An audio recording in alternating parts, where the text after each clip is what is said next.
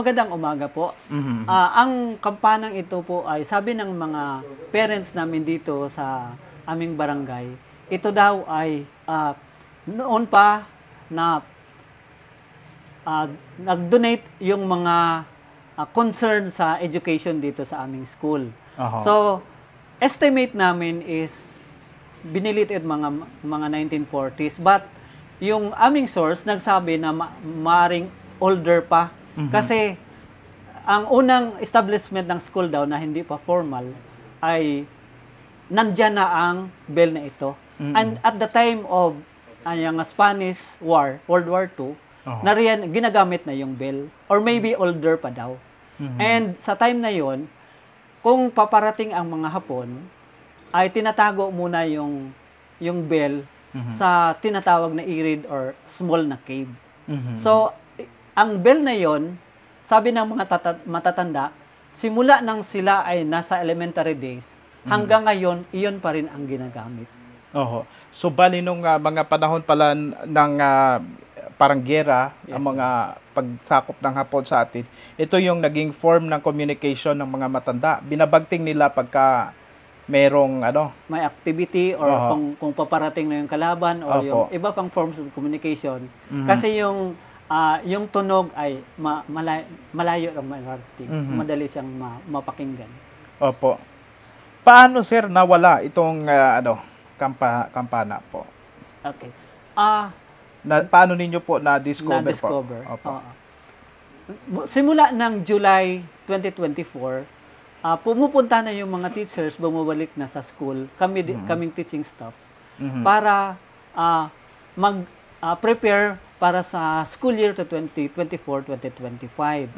The first week, nandyan pa yung bell. The second week, nagkaroon ako ng training, so yung mga teachers ang bumabalik dito sa school para sa preparation. First day, nandyan pa daw. Second day, nag-attend siya ng aming DivCell sa division office. Kinabukasan, bumalik siya sa kanyang HE room para ipagpatuloy ang preparasyon sa pagbubukas ng klase. Na found out ng teacher na mayroong attempt na pasukin yung kanyang HE room kasi may isang jealousy na nabasag at nagkalat yung bubog sa loob at yung ibang jealousy ay parang mayroong attempt na buksan. So, pagpasok niya sa kanyang HE, nalaman niya na wala namang nawala at hindi napasok. Mga 3 days na pabalik-balik niya, hindi niya lang ma-pinpoint o ma-recall kung anong day niya na tiningnan na parang may kulang sa kaniyang pasok dito sa paaralan. So, after that, napansin niya na nawala yung bell. Thinking na pinatanggal ko yung bell for safekeeping, hindi siya muna nag-inform sa akin kasi wala ako dito. After that, nagkaroon kami ng training uli sa Matatag by the next week.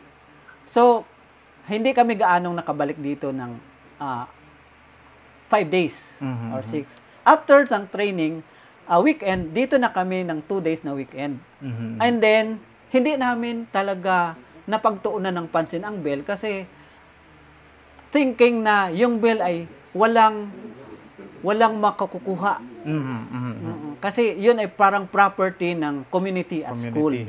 So walang mag-i-interest. Walang mag-i-interest. Yun ang aming nasa isip. Sa tingin ninyo po ngayon, sir, ano ang dahilan bakit ninakaw ito? Ninakaw ba ito dahil sa pagiging antique kaya nitong bell na ito? Sa aming palagay, sir, siguro ninakaw yung bell para dahil sa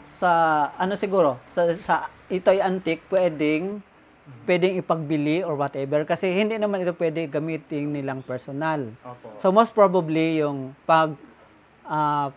pagnakaw or pagkuha ay para din ipagbili sa kung sino ang gumagamit. Or yung mga collector ng antique na mga bagay o mga gamit. So, sir, ano ang panawagan ninyo? May posibilidad na baka dinala na to sa mga antique shop Sabi ko nga, kasi ako vlogger din, baka nanonood din ako kay Boss Toyo sa Maynila, baka nandoon na ito. Baka binabiyahe na papunta doon. So, panawagan ho ninyo at ano yung mga, paano natin ito ma-identify na ito ay pagmamay-ari ng tambuan, or at least may ideya man yung mga shop na pagdadalhan nito. Magsasend ako sa iyo ng picture Sige ng bell, at panawagan ko sana sa lahat ng tao na makakapanood ng vlog in any platform na nananawagan kami na kung pwede ay maibalik yung bell ng school, kasi ito ay may sentimental value, at ang bell na ito ay mula pa noon sa mga ninuno namin, at ito ay ang intensyon ng bell ay para makatulong sa paaralan, lalong-lalo na sa mga bata. Kaya nagsusumamo kami na kung sino man ang may impormasyon tungkol dito, so maaring makipag-ugnayan sa proper authorities, sa PB News Online,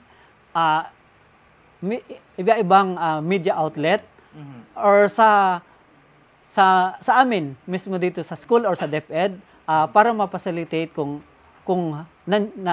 ang pag-return ng bell na ito, kasi kami po ay nagsusumamo, ay napakahalagang bagay ito, at napanghinaan kami ng loob dahil sa pagbubukas mismo ng first day, na sa halip ay excited at maligaya ang lahat, ay napalitan ito ng lungkot at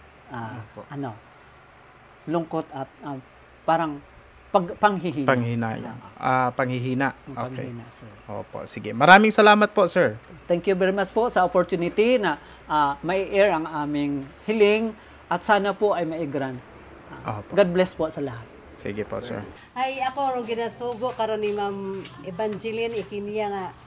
Ari nga, raana bing balay ni Ma'am Evangeline Ikiniya. Hari karo yun ho, di karaho sa raya nga alagyan gid.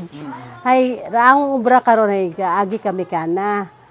Tapos ay nahamba na ko karon niya. Bagtinga lang mana ninyo hat ding first berry. Naila-ila gid ako mi karon. Kadagawan gid sir kami karon nga. Siyempre, medyo proud ka, ikaw ro ginasugo, it maestra ka tong time nga to nga magbagting. Ay pag-abot naman di alagawan dan kami bagting. Ako tama ako no ginsugo ni Ma'am Evangeline karon nga oo. Mga anong grade ikaw kato, ma'am? Grade 4 giato ron na sa grade 5, grade 5 si Ma'am Evangeline kato. Ano ka, ma'am, nga year na grade 1? 1979 ako nag-graduate, pa 79 ako yan. 79 minus 6 ay 62? Ay, 72? Oo. Mga 72. 72 sir. Imagine mo ha, imo pero estudyante mo na before, magkaroon naging teacher ni mo. Ag imo nagasugo nagpabagting. Itinggana. Imagine mo. So, ibig sabihin, rolling ganay nga rahi, mas nauna pa kimo. Oo, ron, sir. Ay, ano pa, 57 yun ako, siguro, 57 years old din ako. Siguro ay, mas magulang pag inakakon. Hoy, sanay tatay ka to, iya nagtuon ay, ring sa mga balay, abi ko na sandaon nga tuon ka to. Ay siguro ay rikato nag-umpisa nga magtipon doon. Daigunan Ta mga estudyante, dapat bibo Makikita kayo sa ating ano reaction nimo nga nadula inyong kampana. Akong reaction hay, syempre nasa dahil hindi naman masairan kung alin yun humin ko. Siyempre, masad din. Di naman masairan kung alin yung subject dahil what bagting. Dahil raya form of communication ninyo or sign, no?